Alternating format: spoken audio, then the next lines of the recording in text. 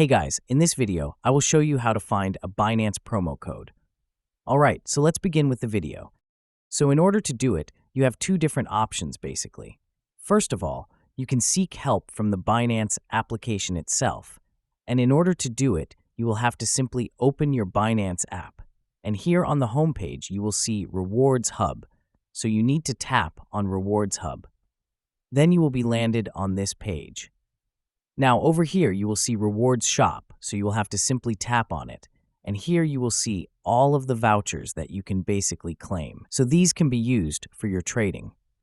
So as you can see, I have a lot of points and a lot of vouchers that basically I can claim for.